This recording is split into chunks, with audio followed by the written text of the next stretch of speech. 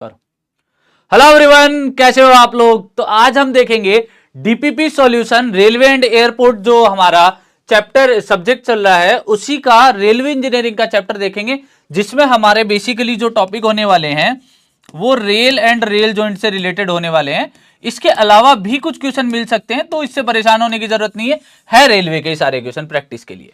ठीक है, तो स्टार्ट करते हैं हम फर्स्ट क्वेश्चन की तरफ। Narrow gauge is adopted where. Narrow gauge आजकल कहां अडॉप्टेड हो रहा है? ये हिली एरिया में अडॉप्टेड हो रहा है। ये कहां अडॉप्टेड हो रहा है? हिली एरिया में जनरली अडॉप्ट करते हैं, बाकी जगह ब्रॉड गेज अडॉप्ट करते हैं, और कई कुछ प्लेसेज ऐसे जहां मीटर गेज भी करते हैं, बट मोस्ट वाइडली यूज है वो ब्रॉड गेज का हो गया है। तो यहां पर हम क्या कर देंगे, टेरेन कैसा हो, हिली हो, तो हमारा आंसर हो जाएगा ए। ठीक है, चलो next one. Gauge of A railway track is the measurement of, आपको क्या बता रखा है, गेज क्या होता है। ये हमारा एक रेल है, ठीक है, ये हमारी दूसरी रेल है। जस्ट इसकी कॉपी कर ले, जस्ट हम इसकी कॉपी कर लेते हैं। चलो नहीं हो रही कॉपी, छोड़ देते हैं।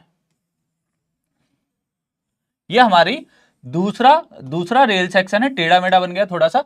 तो इनके जो इनर फेसेज है, इनर फेसेज के बीच की जो डिस्टेंस है उसको क्या बोलेंगे, गेज डिस्टेंस। उसको क्या बोलेंगे, गेज बोलते हैं। ठीक है, तो यहां पर इनर फेसेज बोल दो या रनिंग फेसेज बोल दो। तो यहां पर देख लो कौन सा ऑप्शन है, सेंटर टू सेंटर नहीं होगा, आउटर फेसेज नहीं होगा, वेब नहीं होगा, distance between inner faces of rail. तो यहां पर आंसर हो जाएगा आपका B. Next one, the standard gauge width for broad gauge. Broad gauge के लिए कितनी होती है, 1.676 मीटर। मीटर गेज के लिए कितनी ली जाती है, 1 मीटर। नैरो गेज के लिए कितनी ली जाती है, 0.762 मीटर। और लाइट गेज के लिए कितनी ली जाती है, लाइट गेज के लिए आपके पास कितनी ली जाती है, यहां पर 0.610 मीटर। तो आपके पास 1.676 हो जाएगा आंसर। आपका आंसर हो जाएगा डी। क्लियर, चलो। Which one of the following types of steel is used in the manufacturing of metro and monorails? Metro and monorails. तो यहां पर जो मेट्रो की जो रेल्स बनती है ना, उसके लिए जो यूज होता है, बाकी के लिए तो क्या होता है, हाई कार्बन कंटेंट का स्टील यूज होता है। इसके लिए जो यूज होता है वो आपके लिए होता है मैंगनीज स्टील यूज होता है। मैंगनीज मिक्स रहता है उसमें, स्टील के अंदर मैंगनीज का क्वांटिटी मिक्स करते हैं, तो मैंगनीज स्टील हो गया। तो आपका आंसर हो गया सी। ठीक है, स्पेलिंग सही लिखी है ना, जी है। ठीक है, स्पेलिंग देख लेना क्या है, मैंगनीज स्टील। तो आंसर हो गया सी आपका।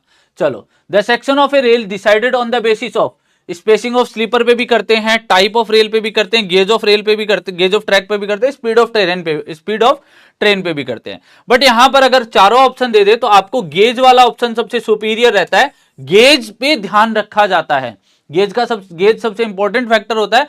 चारों ही ऑप्शन में दे दे तो आपको हमेशा कौन सा आंसर लगाना है, गेज लगाना है। तो आंसर है सी। चलो, the bottom width of foot in the flat footed rail. क्या पूछ रहा है, फ्लैट फुटेड रेल है, इसकी बॉटम विड्थ पूछ रहा है। ये बॉटम विड्थ कितनी होती है, ये कितनी होती है, 13.65 सेंटीमीटर होती है। तो इसका आंसर mm में दे रखा है, कन्वर्ट कर दो, 136.5 mm होता है, 136.5 mm होता है। तो आंसर हो जाएगा इसका डी। डायमेंशन याद कर लेना।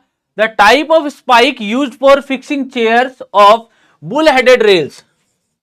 बुल हेडेड रेल है और वुडन स्लीपर है, बुल हेडेड रेल है और वुडन स्लीपर है। और हमें यह बोला है कि कौन सा स्पाइक यूज होता है, कौन सा स्पाइक यूज होता है। तो इसके लिए जो हमारे काम आते हैं, राउंड स्पाइक काम आते हैं। इसके लिए हमारे क्या आते हैं, राउंड स्पाइक काम आते हैं। इसके लिए स्पाइक के बारे में भी हमने बात की है अच्छे से। तो राउंड जो स्पाइक है ना, वो आपके बुल हेडेड रेल के लिए काम आते हैं, वुडन स्लीपर में। अब यहां पर अगर इलास्टिक स्पाइक की बात करूं, तो इलास्टिक स्पाइक कहां काम आते हैं, जहां पर वाइब्रेशंस क्रिएट हो रहे हो, जहां पर हैवी वाइब्रेशंस क्रिएट हो रहे हो।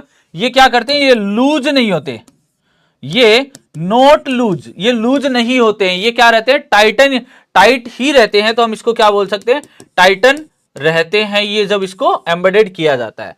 तो यहां पर आप कंफ्यूज मत हो ना, यहां पर आप राउंड स्पाइक काम में लोगे। तो आंसर हो गया आपका डी। चलो next one, 52 kg rails are mostly use in. 52 kg rails कहां यूज ली जाती है, 52 kg और 60 kg की जो रेल है, 52 mr और 60 mr की जो रेल है, वो किसके लिए काम आती है, वो ब्रॉड गेज के लिए काम आती है। तो आंसर लगाओ ए, वो किसके लिए काम आती है, ब्रॉड गेज के लिए।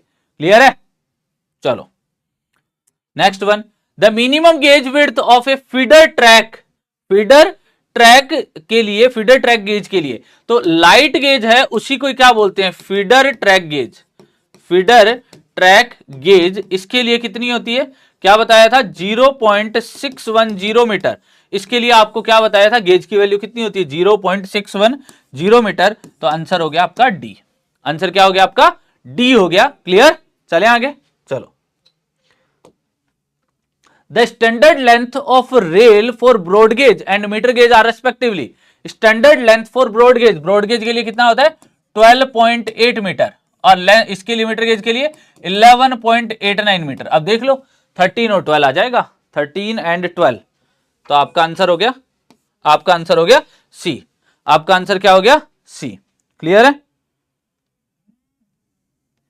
चलते हैं आगे, नेक्स्ट,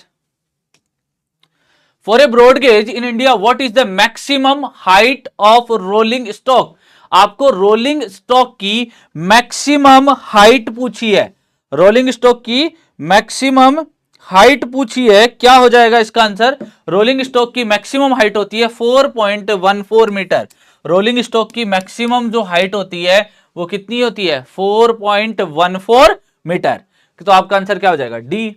चलो, the rail section is designated by its, rail section को डेजिग्नेटेड किया जाता है वेट पर मीटर लेंथ से, वेट पर मीटर लेंथ से, मतलब 1 मीटर लेंथ में कितना वेट है, 1 मीटर लेंथ में कितना वेट है उससे डेजिग्नेटेड किया जाता है, तो यहां पर आंसर क्या हो गया डी।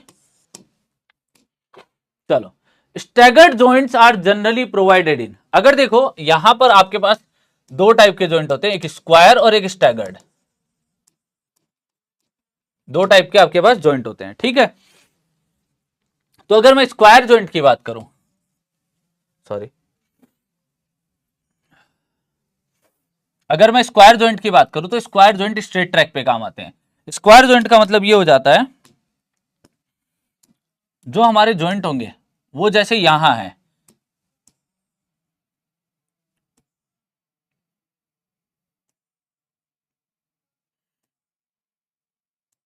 ऐसे एक दूसरे के सामने होते हैं स्क्वायर, ठीक है। स्टैगर्ड जो होते हैं, स्टैगर्ड जो जॉइंट होते हैं, स्टैगर्ड जो भी जॉइंट होते हैं वो कहां प्रोवाइडेड होते हैं, स्टैगर्ड जो जॉइंट होते हैं वो कहां प्रोवाइडेड होते हैं, आपके कर्व ट्रैक पर, वो कहां प्रोवाइडेड होते हैं, आपके कर्व्ड ट्रैक पर प्रोवाइडेड होते हैं। तो भाई कर्व ट्रैक के ऊपर आपके पास स्टैगर्ड दिखेगा, स्टैगर्ड क्या काम क्या करता है, इसकी यूनिफॉर्मिटी बनाए रखता है, इसकी यूनिफॉर्मिटी बनाए रखता है, ठीक है। स्टैगर्ड जॉइंट आपके कुछ इस तरीके से प्रोवाइडेड होते हैं, क्योंकि कर्व ट्रैक पर आप सामने प्रोवाइड कर भी दोगे तो क्या है, स्टैगर्ड ही रहेंगे वो एक दूसरे के लिए, तो ये आपकी यूनिफॉर्मिटी बनाता है इसको। एक मिनट,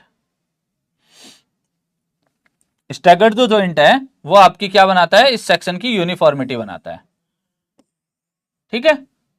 इसीलिए हम यहां पर कर्व में क्या करते हैं, स्टैगर्ड जॉइंट्स प्रोवाइड करते हैं, तो मतलब आपके क्या अल्टरनेटिवली जॉइंट दिखेंगे, तो यहां पर आंसर क्या हो गया, आपके कहां प्रोवाइडेड करते हैं, कर्व पर, तो आंसर हो गया ए। अगर आपको स्क्वायर पूछता तो कहां करते हैं, स्ट्रेट ट्रैक पर।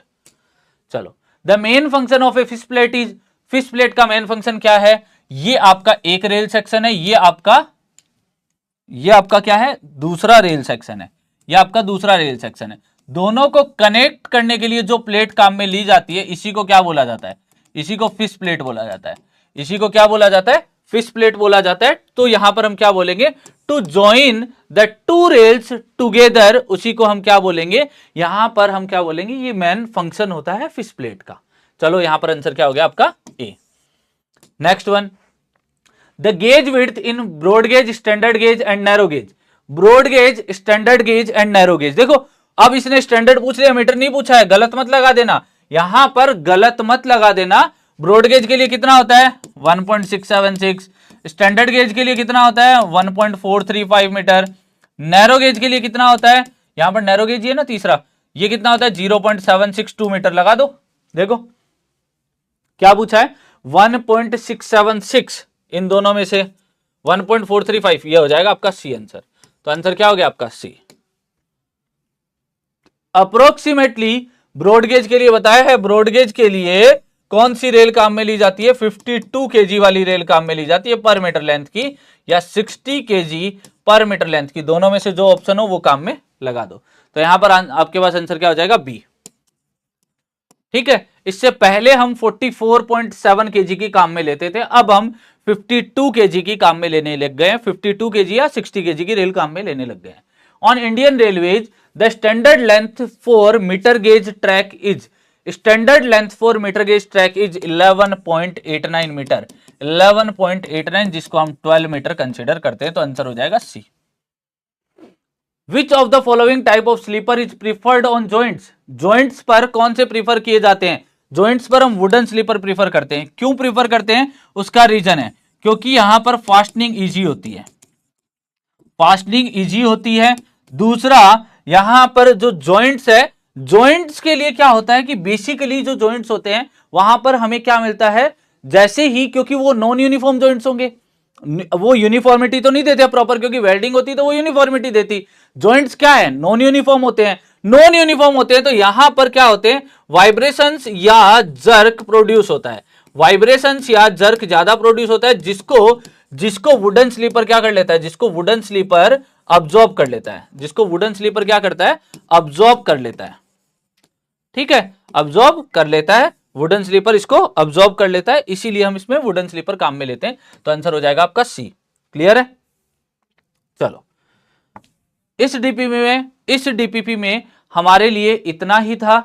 यहां पर हमने basically rail and rail joint से रिलेटेड क्वेश्चन देखे मोस्टली, उसमें कुछ क्वेश्चन एक दो स्लीपर के भी थे, कुछ क्वेश्चन ट्रैक फास्टनर्स के भी थे, तो कोई इश्यू नहीं है। मैक्सिमम पार्ट हमारा यहां पर रेल एंड रेल जॉइंट का था। अगर फिर भी आपको कुछ डाउट है तो आप मुझसे पूछ सकते हैं। आज के लिए इतना ही, मिलते हैं हम नेक्स्ट सेशन में। आज का सॉल्यूशन हम यहीं खत्म करते हैं। Thank you so much guys.